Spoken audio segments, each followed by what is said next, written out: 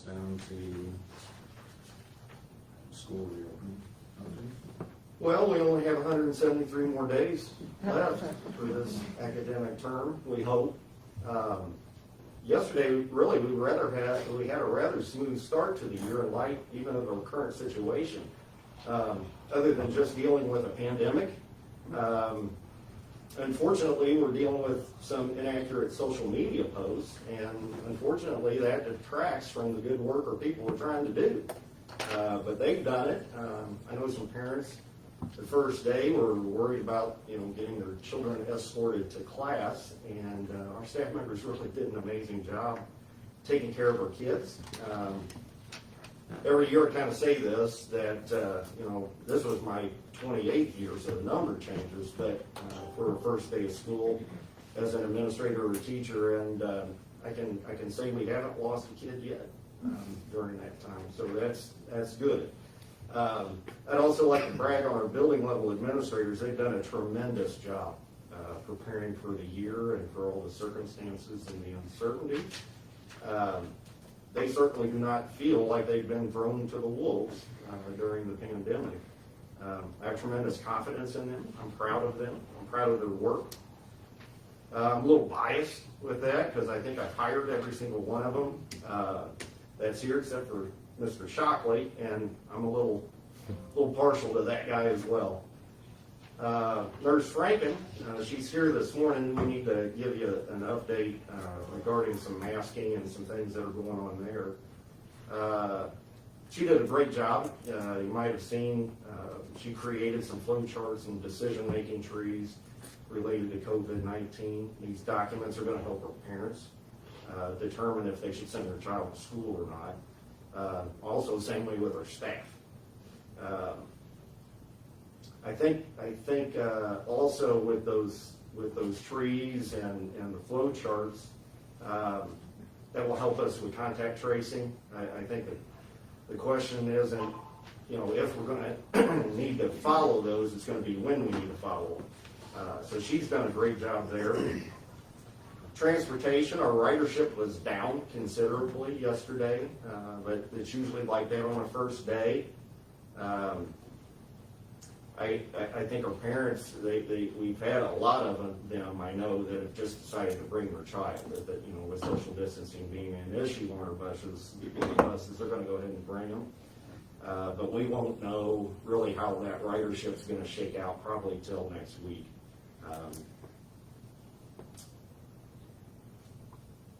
We lost 4 drivers in the past couple of weeks. Now, not all of these are due to COVID, but some of them were. And, so we're back a little short on subs. Gary's working on that. We've not had a huge increase in enrollment, as what was rumored. And, as for rumors, they can get going and get a little speed. I got a call from a Kansas City TV station yesterday hearing that we were up quite a bit, and Dr. Dill did a good job pulling our data. We're flat for enrollment right now. We won't get a really great feel usually until after Labor Day, because a lot of families will move over the holidays as well. So I think with those numbers, Dr. Dill, you were in the 60s, maybe we were up, but some of those will be dropping possibly because of other districts maybe not starting up school yet, and they haven't requested records at this point. So pretty flat. Really, our biggest issue right now, and I saw this yesterday. I was in several buildings yesterday. I was down with the freshman mock schedule.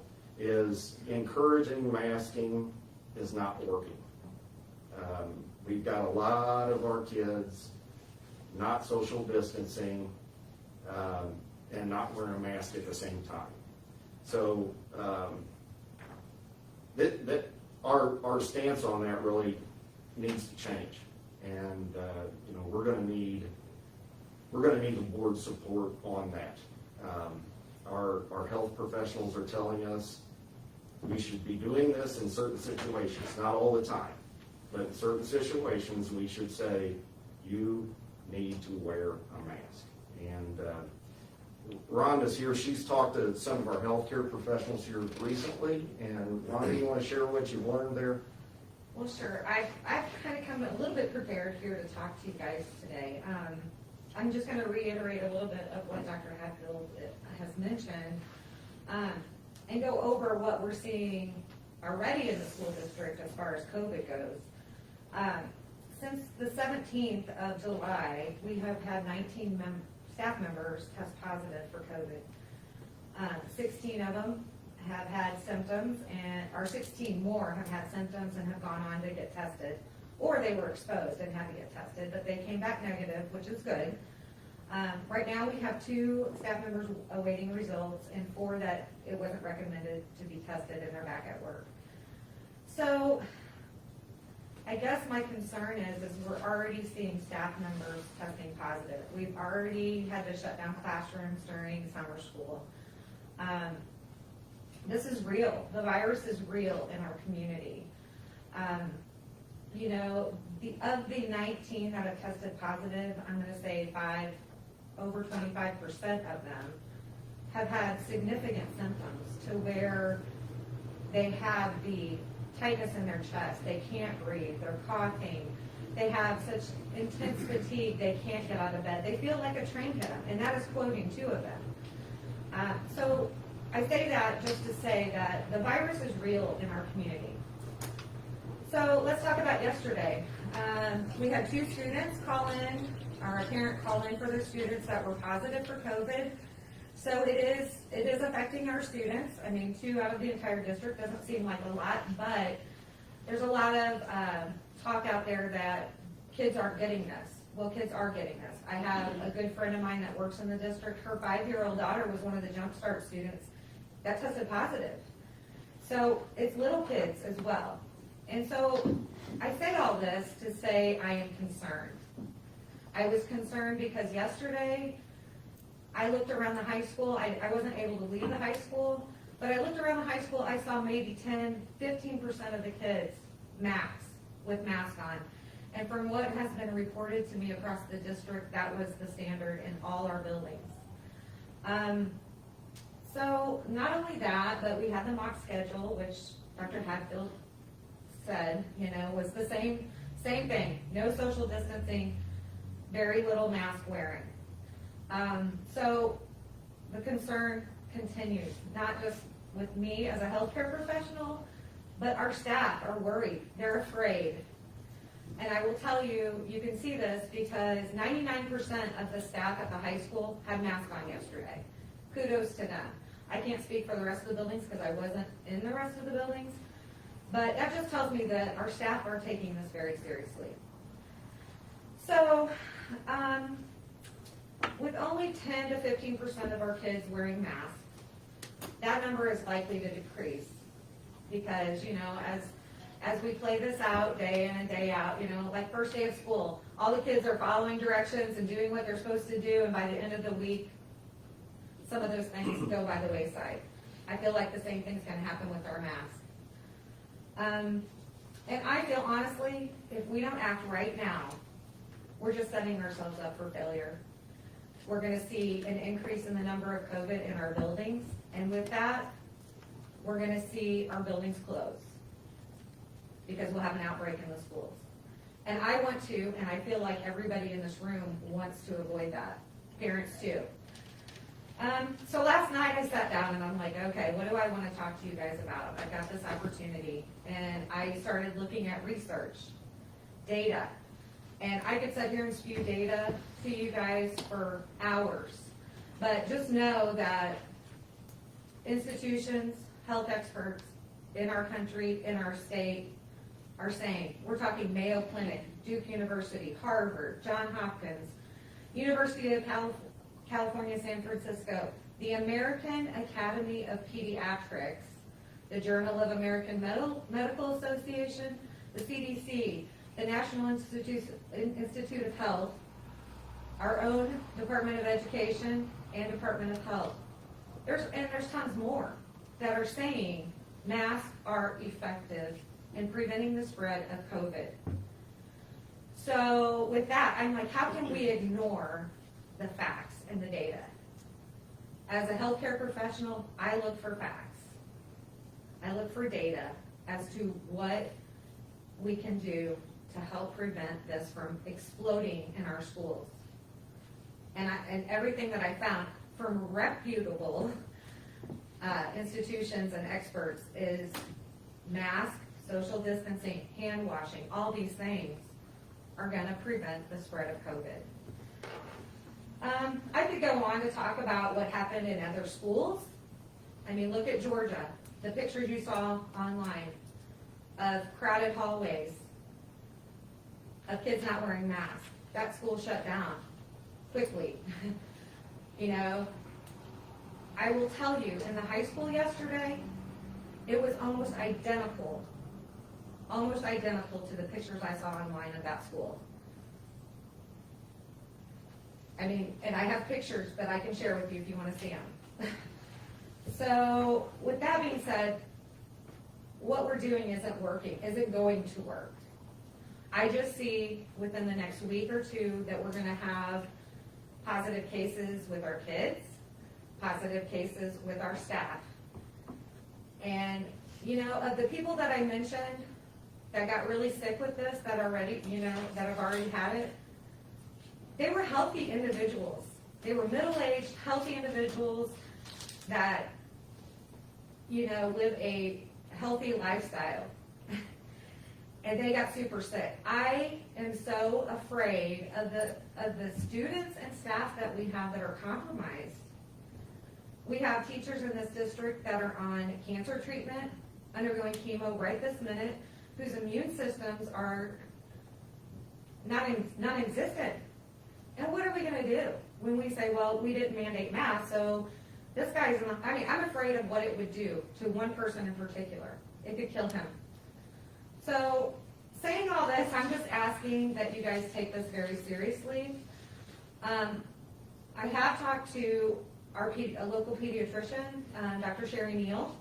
She reached out to me a couple weeks ago and said that all the pediatricians at Lake Regional met, and she reached out to me because she was concerned that we were not requiring masks in the schools. And, you know, I listened to her, and I appreciated what she had to say, but I said, well, the decision wasn't up to me, but I will bring back to you guys what their recommendations are as well. She's still on the same page, her and her colleagues. I talked to her last night. She recommends, and I feel like this is the recommendation that I would present to you, is that we do mask on the move, and it's what several surrounding school districts are doing, Springfield in particular, and it is masking kids when they're out of their seats. So I know a lot of parent concern is, I just don't want my kid to be in a mask, you know, 10 hours when they're at school, because some of them are there that long. That's not what we want. We just, when they're up and moving, that's when they should wear a mask. High school, when they're traveling in between classes, they have a mask on. If they're out of their seat in small groups, they have a mask on. You know, and I really don't foresee that being as big of a problem in the elementary, because we worry about our little kids, whether or not they would be compliant with wearing a mask. But the fact that we're cohorting in those buildings is going to decrease the amount of mask wearing for those kids. So I think that's all I have to cover. But as a mom, as an employee, and as a nurse, I am just respectfully asking you guys to consider the mask on the move as an option, just for the health and safety of not just our students, but our staff and everybody. And not only that, but I think it won't just make a difference in our buildings and our school, but in our community. And it just trickles up to the state level, country, and everything. I just want to be a great example for the rest of the schools in the district, or in the state. And I just feel like right now doing nothing and ignoring the data and the research it's just going to set us up for failure. Thank you. So in hearing that, you know, one of the things that when our staff took their survey, one of the top priorities was for us to follow the recommendations of our local health departments and the CDC and those guidelines. And, you know, we thought that encouraging our kids, you know, we were going to want to come at it from a very positive way that, hey, we encourage you to mask up, we expect you to. That's not happening. So we feel we need to take another step with that. And, you know, I don't know if, you know, if you want to make a board action with that, to go with the recommendation with the mask on the move, in order to do that, or you feel comfortable in just saying, you guys go for it. We give our folks a little time, start that here, you know, next week, basically, is kind of what our plan was, so we could communicate with parents, so they could prepare for that if they needed to. So, I don't feel like we've done nothing. I feel like we have given our parents the choice to make that decision with their children. And I know I brought this up in one of the reopening meetings, was that look at our community and how we've chosen as a community to deal with COVID. And for the majority of the part, we aren't masked. And so we have to listen, I feel like, to what our community wants and how they want to proceed with that. And I think that the way we do that is give them a choice. I would say if we do that, though, we won't stay open. So we'll give them a Well, choice. from what to teachers close have the told school. me, they feel like we're preparing to just not be open. All right. I mean, I got that in an email from a teacher yesterday, that when we go virtual. So I feel like that's already a plan that is in place.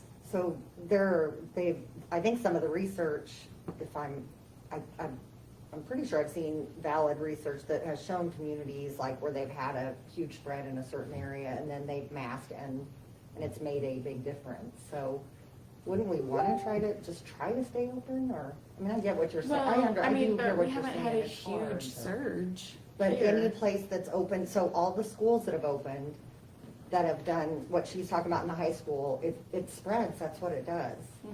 But, I mean, I hear, you. This is such a Right. hard thing, Callie. No, I do know. hear I you, it's like totally- heartbreaking I to totally hear both even sides talk of it about. too. But I think it's important to listen to our community. And like I said, I mean, look at Lake of the Ozarks. That's, I also believe that for every one person you have out in the community that says that they don't want us to wear a mask, don't want the mask, I think you'll find two people probably out there, I truly feel, that want to be protected. That they not only want this goes through our schools, it's going to go through Walmart, it's going to go through all of our businesses, it's going to go through everywhere. I mean, if we're shutting down schools, it's going to be out there. It's going to be out there everywhere in our community. And I think that there are elderly people that need to be protected in the community. I think that if we surveyed the community, I think you'd get a lot of people out there that say that, or that are asking, why aren't our kids wearing masks right now? I mean, I've been asked that. And I go to Walmart and I get stopped by 4 or 5 people that say, are we mandating that our kids are wearing masks this year? Well, why not? Well, right now we're giving them the choice, you know?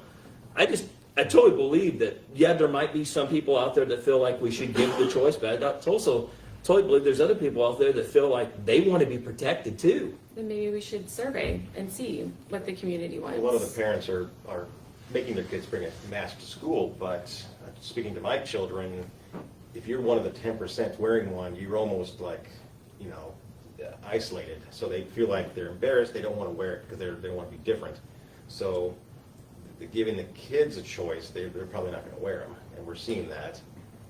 And so, but I think if we mandate it, then it's not a big deal. Everyone's got it on. There's no, you know, bullying. There's No shaming. No shaming. It's- Right.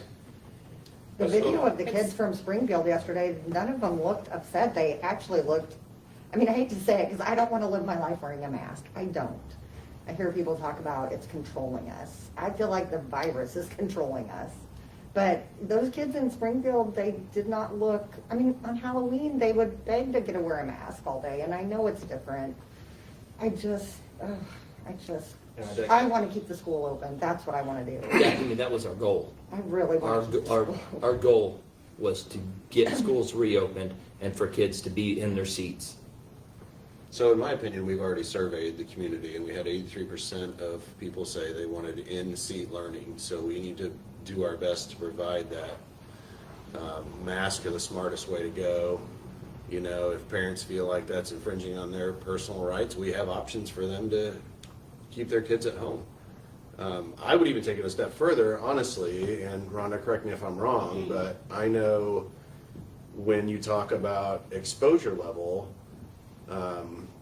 and the hospital has mandated that we all wear goggles or some sort of eye protection all day long, I would recommend putting our teachers in some sort of eye protection so we can keep our classrooms open, so we can, you know, those 83% of the people that want their kids in-seat learning, so we can support that wish. And as the teachers too, they're very nervous because they have to be around these kids all day. That's their job, so we need to try to protect them as best we And can. since we're trying to understand the science on the go, and science doesn't work, you know, I've read studies that talk about, you know, we understood under other viruses over a 3, 4, 5, 6 year period. We're trying to understand it over months. So we don't understand it. I would so much rather turn around 2 years from now and find out that we were completely stupid and we misunderstood it and be wrong on the safer side than on the, gosh, I sent a kindergartner home to his grandpa. Now his grandpa's, I mean, this sounds sensational, but I've talked to the pulmonologist at the hospital and I don't think he'd mind me saying this. That's his concern. That's what he believes he's seen in some patients is a kindergartner coming home with COVID or whatever age, 10th grader, a teacher, being around grandpa, and then grandpa's in the hospital with it. I just think we can do better. So I don't know about you guys, but I feel like we've not really been involved with these decision makings up to this point, so I might be happy to voice my vote on that.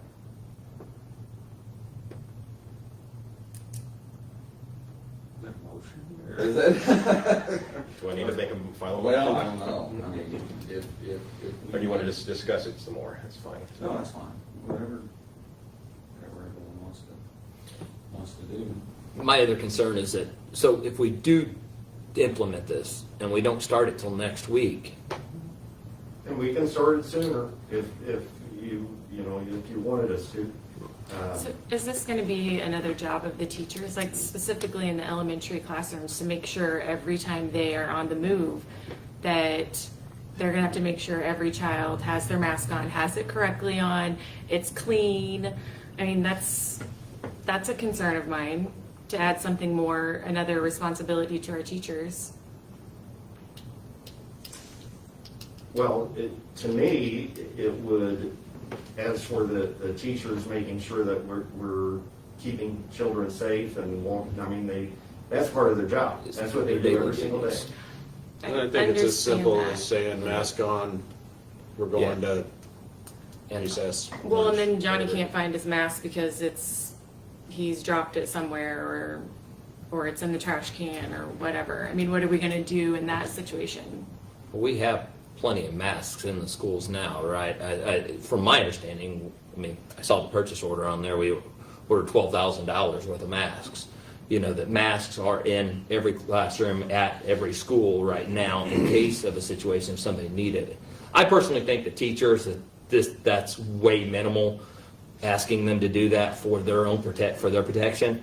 I was yesterday in 2 different schools yesterday after school and just poking around, asking some teachers, hey, how do you think everything went and stuff? And that seemed to be the biggest concern, was that kids weren't wearing masks.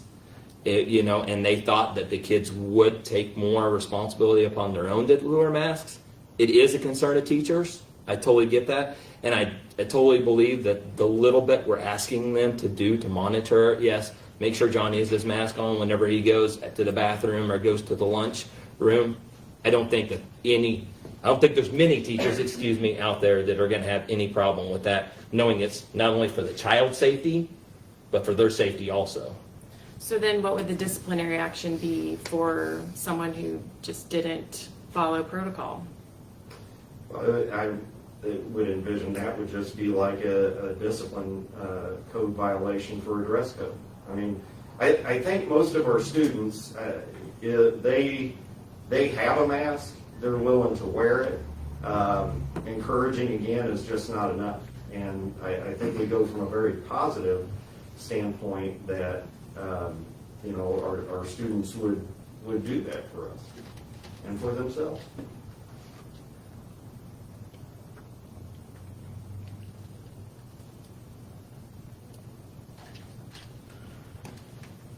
Well, we have, in our extracurricular, do we have, are they required to wear masks, or are they encouraged to wear masks there? 'Cause I know in football, they're wearing them. On the sidelines, right, I saw that the other The night. players are wearing them on the sidelines, which was, you know, they had Camdenton Lakers and. I think Misha's put regulations in place, right, for whenever they're, you know, in between actions and stuff, where they have to wear them. I was reading some of the stuff. I didn't read the full, whatever, 68 pages or whatever, Football but teams are wearing masks. yeah. And doing that, and I don't, are the other ones doing it too? I mean, like softball? When they're closer together in Yeah. the dugout and those sorts of things, I do believe that's happening. I've heard that. Mhm. I haven't heard So from it's every already, single part of sport. it is already being, but, I mean, if they're wearing masks to be able to try to have a season, and we're not masking up in high school, then it's kind of not, right? I mean, you know, that's, Yeah, you're right, because the band's been doing, during band camp, we were checking their temperature and make sure they're masked So we've up been before they that walk way. in the door, Okay. which is a little bit more than what we're recommending here. yeah. So, I think the mask on the go, that Ms. Brinken is offering is a very reasonable. You know, I've sat on airplanes where you have to wear the mask for 6 hours straight, and that's not comfortable. I'm not a big fan of masks myself, but I do acknowledge the data that they do help, so. Well, I know someone from another district that went to the mask on the go down southern part of Missouri, and she's a teacher, and she said the kids welcome it. They haven't had a single problem with kids being defiant or not wanting to wear masks. She thought there would be, and there's not, so. Takes There some be a- pressure out It of does, and that's what Troy was saying, it kind of takes a little bit. Would there be a way to start it by tomorrow? Because I have the same concern that somebody else shared. We That should go was ahead spread. and put out there that we want to start immediately, but we're gonna give parents sometimes that don't have masks when their kids are ready, those kinds of things, you know? But I feel like we should start this immediately, you know? Get the word out to parents today, let them know that we want to start this tomorrow, and we will do our best to help those kids, our parents that can't get masks, because I have a feeling if the ones that don't have them, they're gonna flock out to the stores and try and get them. You know, and we do have some masks available, to get us started, and, you know, like you said, I've got 12,000 masks on the shelf. Granted, we're saving those for, in the nurse's office for kids that come in with symptoms, but, you know, we'll just order more if we need to. I will tell you, the nurse's office across the district yesterday, I don't think we sent a single kid home. And the teachers have done a phenomenal job of trying to decrease the foot traffic in my nurse's offices. I mean, I think we saw only 70 kids across the district in the nurse's offices yesterday. So they're taking care of minor problems in the classroom, which I can't say enough about. So I think we can make this doable with the mask that we have available. If kids don't have a mask, they can come to the nurse's office, or we can provide masks in classrooms, or probably a central location, I would think would be best. Maybe we can talk about that, but how they'll get them if they don't have them. But I think it's totally doable to start, you know, tomorrow, get the word out and roll with it. So, And I know you sent us information that the state had provided schools with things, and we were going to be a distribution area for others. So in that's mask, was that also goggles? Did we get any goggles from the state? Not with that, no ma'am. Okay. Yeah. Did we purchase any with our COVID money we got in there this summer? I purchased goggles for all my nurses, and they have the full face shield, so they kind of have a choice if they want to put the goggles on or So is that the only one we purchased, like, to address Courtney's concern, if the staff wanted goggles? Yeah, we can get those ordered. The problem is being able to get enough in quantity right now. We ordered a lot of this stuff early so that we could have it, because a lot of schools are like, oh, we need this stuff, you know, but we'll sure look for it and try to get them ordered, yeah. And that fits right in the CARES money. Well, face shields, the robotics team made a lot. Could they make, they may be busy with actual school right now, but could they make some more? I can check with, I know they have some on hand, because I know, Mr. Comer told me he's got some on hand. I don't think he has enough right now for every employee, but I know he sure can get on. I could get my 3D printer, you know, ready to go at home as well, so. But as far as the plexiglass, I don't know how much quantity they have of that left, so. We purchased a big load of shields for the elementary K-6, and any teacher who's teaching speech, Dr. McNamara is taking care of them, and any person that's teaching reading or anything with sounds, so that they could see the teacher's lips as they form the sound. So we have those in the hands of the elementary teachers right now. The CDC is pretty adamant about those face masks or the shields do not take the place of a mask. So they know that when they're doing reading instruction or interventions to use the shields, but also that they're not fully protected during that time. But they're short amounts of time. When we had our wrestling camp, the health department donated. We just went by. They gave us like 300 masks for our kids, and they said, "Hey, the way I felt is that they weren't in no short supply of them. That they were that they had plenty of them for any time we needed them. Please come back and ask if you get the wrestling season going and you want more masks. Please just come in and grab them. You know, take them, get them."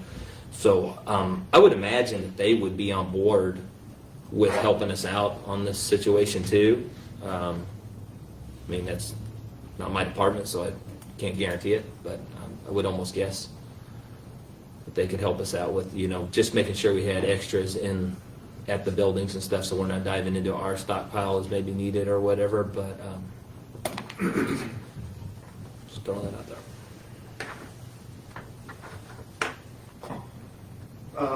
So I don't know if there's any more discussion on that. We wanted to give you an overview of the distance learning option, but, I know Mr. Reisner, I didn't know if that was the start of I'd be happy a to motion or. to make a motion to go ahead and, start the mask on the go option for the students, effective tomorrow maybe, if we have the items ready. Second. You want it on the go or on the move, or does it matter? Mr. Franklin, you called it mask on the go? You went mask on the move? Mask on the move. Mask on yeah. the move. So you meant. That's what I'm removed. Thank you. I just want to clarify. It may mean something else here, right? In speaking with that, is it just for our students or staff members as well? Both, Oh, yeah. for students and staff.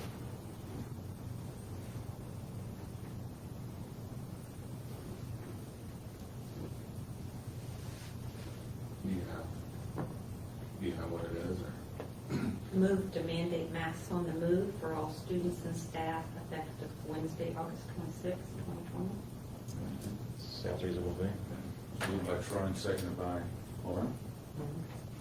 Any further discussion?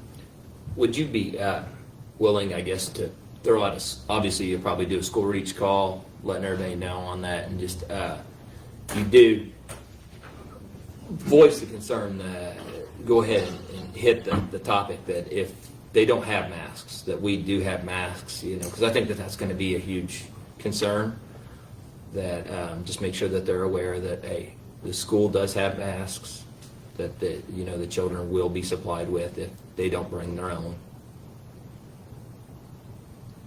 We can do that? Please, sir. Thank you. We have plenty of supply in all the distant buildings, like the Osage Beach and Hurricane Deck. I have distributed, I think, over 500 in each of my nurses' offices last week, so, but I can sure get them more if they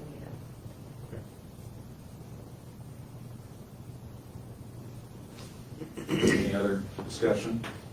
Okay, there's a motion.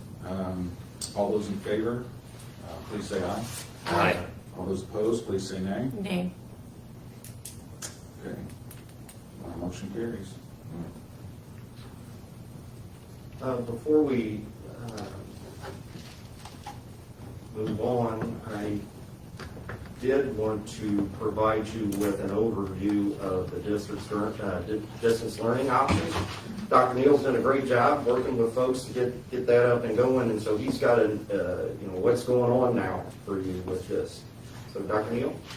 Okay, I'm gonna split this into 4 parts, or 3 parts. We learned a lot last spring about distance learning, and we learned a lot about what our community wanted and what our community had tolerance for, and we really feel like we've addressed those things so that we've set aside teams that could actually focus on the distance learning while we had seated learning going on. And we're going to continue to use that week at a glance format, pre-K all the way through, or not pre-K, kindergarten all the way through 12th grade. Kindergarten through 4th grade, we have designated teachers that actually have a seated class with students assigned to them. Have a virtual class with students assigned to them. And then there are teams with the teacher, instructional coach, the librarian helps, and then a special ed team and also counselors. We'll use the Seesaw platform, kindergarten through 2nd grade, and then we use Google Classroom in 3rd and 4th grade. We also have a specials rotation in there, but they're designated people for our distance learners. When you go to Oak Ridge in the middle school have a very similar approach. They have a team structure down there where students rotate. They've designated a rotation to virtual learners. So we've seated those virtual learners on the team that has a virtual rotation. So, for example, there's 3 sections of 5th grade, and they rotate. One of those sections would be virtual. So those teachers, when that section comes, they teach virtually to that group. They go on and they make their round that way. That's exactly the same way that we're doing it in the middle school. And then they just basically stay in the schedule as if they were in school. That way we keep them on pace with our standards and in our curriculum. High school has a little different structure, as you can imagine, because their populace is so much more, and they have so many more teachers. Some people actually have a distance learning period built into their schedule, like those rotation teachers. Other classes are actually being taught virtually during the day, and we'll end up needing to address some things with our bandwidth on that. But for the most part, we felt like we could do some distance learning with some of our social studies stuff, some of our English stuff, but in the area of Algebra 1 particularly, but in math, we would like to have them seated in a class with the teacher so that teacher can work with them and the teacher can work with their parents. But that is a very general overview. Believe me, the people that are doing this know a lot more about it than I do because they actually invented it. We went to our teachers and said, how are we going to do this and not double your workload? And it is going to be more work, but it's also a work that they've chosen and that they're proud to do. So that's kind of a very skim overview. I can tell you our distance learners are being well taken care of, and we expect that when this is over, we should be equal, or we should be, we won't have anyone fall behind that way.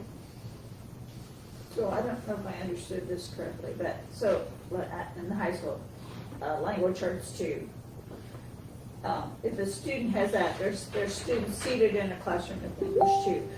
At that same period of the day, when those students are seated, can another student virtually join that classroom via Zoom? That classroom? Some classes are going to be like that. Okay. Other classes are going to be like, if I'm a social studies teacher and I have six periods a day, maybe 2 of my periods we address virtual learners. So I'm seated, I'm teaching four hours a day with seated students, and then 2 hours of that day I'm using to communicate and teach virtually. So that's part of that. The other part is, like you said, we have virtual seats embedded into a classroom. And that's happening at high school and middle school. That's too? happening at the high school, that model's happening at the high school. Middle school has a virtual rotation like Oak Ridge. And to overview it for you in this setting, it's not, I'm not gonna be able to give you the depth. If you want to, I can show you though. We can make an appointment, we can mask up, we can go to one of the schools and have our principals walk us through it, because they are actually, oh my gosh, our principals are amazing. They have done so many things in the last 4 weeks to get us ready for this moment. Best thing in the world is if we can stay in, but if we can't, these models will carry us during a shutdown. So I appreciate those folks. And then I was just curious, so we had children arrive at school yesterday, so do we, like in first grade, do we have 6 classrooms seated and enough children for 3 virtual? I didn't bring the chart with me, but we have a designated, some grade levels have 2 sections, some grade levels have 1. Of virtual? Of distance. Distance, okay.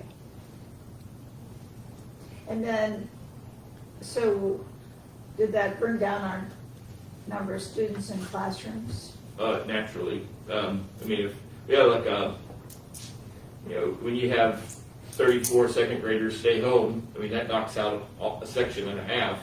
So that's where we came up with the virtual teacher.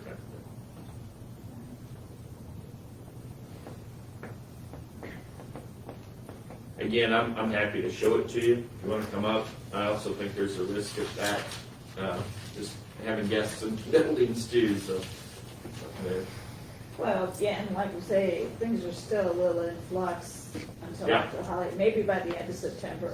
Yeah. You could give us some numbers about in first grade, we have Oh, you bet. these many teachers doing in class with approximately this many children in a class, and this many in each grade level are doing. Well, That might be good information by the end, or middle of the month, or end of the month. I can give you a preview of that in my September board report. Yeah. And it'll just have a chart in it. So the class is referring to the live Zoom meetings or whatever, when we do the live streaming from the classroom. Are we prepared, equipped, bandwidth-wise, equipment-wise to handle It's that? gonna be, it's a discussion. Fortunately, it's not a lot.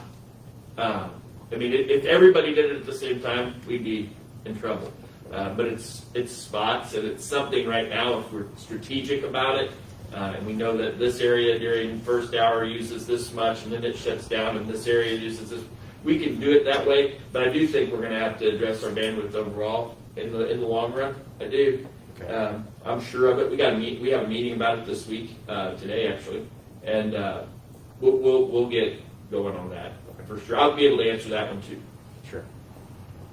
This is a little along those lines. You'll remember that back in July, maybe, or August, on our board's behalf, I sent letters to our state legislators and federal about, this is broadband internet is important to our communities. And all have really responded to me, except I'm not sure Senator Hawley has.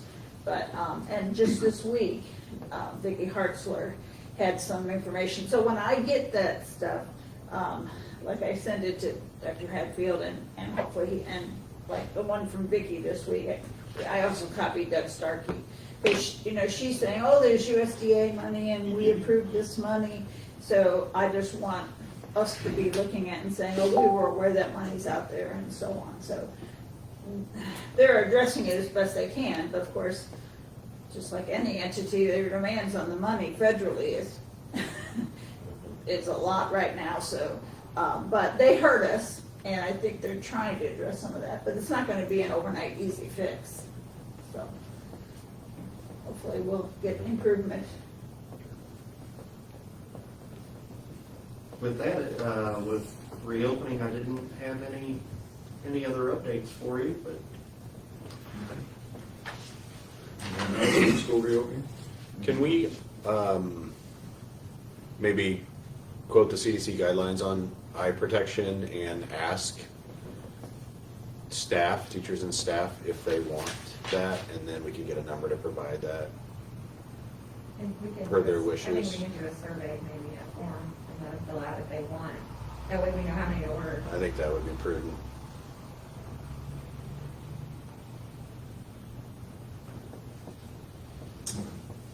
Anything else?